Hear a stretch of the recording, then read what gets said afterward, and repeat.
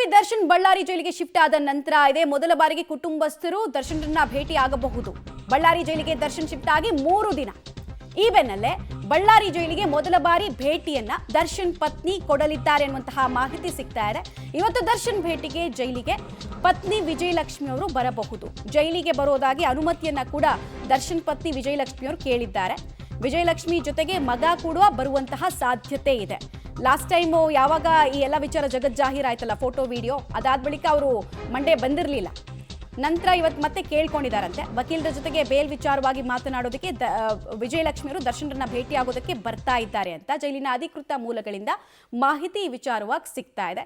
ಬಹಳಷ್ಟು ಕಾನೂನಾತ್ಮಕವಾದಂತಹ ಹಿನ್ನಡೆ ಕೂಡ ಆಗಿದೆ. ಇನ್ನೊಂದು ಕಡೆಗೆ ವಿಜಯಲಕ್ಷ್ಮಿ ಅವರು ಕೂಡ ಡಿಸ್ಟರ್ಬ್ ಆದ್ರು ಈ ಬೆಳವಣಿಗೆ ನಂತರ, ಹೀಗಾಗಿ ಅಂತರ ಕಾಯ್ದುಕೊಳ್ತಾ ಇದ್ದಾರೆ ಅಂತ ಹೇಳಲಾಗಿತ್ತು. ಆದರೆ ಪತಿಯ ಜೊತೆಗಿನ ಹೋರಾಟ, ಕಾನೂನಾತ್ಮಕ ಹೋರಾಟವನ್ನು ಮಾಡೋದಕ್ಕೆ ಇವತ್ತು ಬಳ್ಳಾರಿಗೆ ಬರ್ತಾ ಇದ್ದಾರೆ ಅಂತ. ಆಮೇಲೆ ಒಂದು ಮೂಲಗಳ ಮಾಹಿತಿ ಪ್ರಕಾರ ಬಳ್ಳಾರಿಯಲ್ಲಿ ಒಂದು ಬಾಡಿಗೆ ಮನೆಯನ್ನು ಕೂಡ ಅವರು ಮಾಡಬಹುದು ಅಂತ ಹೇಳಲಾಗ್ತಾ ಇದೆ. ಈ ಎಲ್ಲ ವಿಚಾರಕ್ಕೆ ಸಂಬಂಧಪಟ್ಟಂತೆ ಡೀಟೇಲ್ಸ್ ಅನ್ನು ನೋಡ್ತಾ ಹೋಗೋಣ. ಡೀಟೇಲ್ಸ್ ಕೊಡ್ತಾರೆ ಅಮರೇಶ್.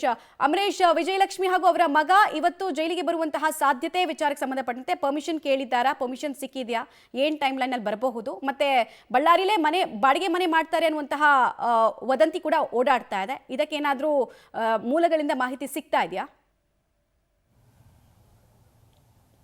ಮಮತಾ, ಈಗಾಗಲೇ ದರ್ಶನ್ ಅವರ ಪತ್ನಿ ವಿಜಯಲಕ್ಷ್ಮಿ ಅವರು ಅಧಿಕಾರಿಗಳ ಬಳಿ ಒಂದು ಮನವಿಯನ್ನು ಮಾಡಿದ್ರು. ಅಂದರೆ ಇವತ್ತು ನಾವು ನಮ್ಮ ಪತಿಯವರನ್ನ ಭೇಟಿ ಮಾಡ್ತೀವಿ ಅನ್ನುವಂಥ ನಿಟ್ಟಲ್ಲಿ. ಹೀಗಾಗಿ ಹೆಚ್ಚು ಕಡಿಮೆ 11 ಗಂಟೆಯ ನಂತರದಲ್ಲಿ ವಿಜಯಲಕ್ಷ್ಮಿ ಅವರು ಬಳ್ಳಾರಿ ಸೆಂಟ್ರಲ್ ಜೈಲಿಗೆ ಬರ್ತಾರೆ. ಅಂದರೆ ತಮ್ಮ ವಕೀಲರು ಮತ್ತು ಅದ್ರ ಜೊತೆಗೆ ಮಗನ ಜೊತೆಯಾಗಿ ಬಳ್ಳಾರಿಯ ಸೆಂಟ್ರಲ್ ಜೈಲಿಗೆ ಬಂದು ದರ್ಶನ್ ಅವ್ರ ಜೊತೆಗೆ ಚರ್ಚೆನೂ ಕೂಡ ಮಾಡ್ತಾರೆ. ಪ್ರಮುಖವಾಗಿ ಅಂದರೆ ಈಗಾಗಲೇ ಏನು ರೇಣುಕಾಸ್ವಾಮಿ ಕೊಲೆ ಪ್ರಕರಣದಲ್ಲಿ ಏಟು ಆರೋಪಿಯಾಗಿ ದರ್ಶನ್ ಅವರು ಈಗಾಗಲೇ ಬಳ್ಳಾರಿ ಸೆಂಟ್ರಲ್ ಜೈಲಿಗೆ ಶಿಫ್ಟ್ ಆಗಿದ್ದಾರೆ. ಹೀಗಾಗಿ ಬಹುತೇಕ ಸೋಮವಾರ ದಿನ ಒಂದು ಚಾರ್ಜ್ ಶೀಟ್ ಸಲ್ಲಿಕೆ ಆಗುತ್ತೆ ಅನ್ನುವಂಥ ಮಾತುಗಳು ಕೂಡ ಕೇಳಿ ಬರ್ತದೆ. ಹೀಗಾಗಿ ಒಂದು ವೇಳೆ ಸೋಮವಾರ ದಿನ ಚಾರ್ಜ್ ಶೀಟ್ ಸಲ್ಲಿಕೆ ಆದರೆ ತದನಂತರದಲ್ಲಿ ಬೇಲ್ಗೆ ಅರ್ಜಿ ಹಾಕುವುದು ಸಂಬಂಧಪಟ್ಟಂತೆ ಅಂದರೆ ದರ್ಶನ್ ಅವ್ರ ಜೊತೆಗೆ ವಿಜಯಲಕ್ಷ್ಮಿ ಅವರು ಚರ್ಚೆ ಮಾಡ್ತಾರೆ. ಇದೇ ಕಾರಣಕ್ಕೋಸ್ಕರ ವಕೀಲರನ್ನ ಜೊತೆಗೆ ಕರೆದುಕೊಂಡು ಬರ್ತಾ ಇದ್ದಾರೆ ಅನ್ನುವಂಥ ಮಾಹಿತಿ ಕೂಡ ಸಿಕ್ಕಿದೆ.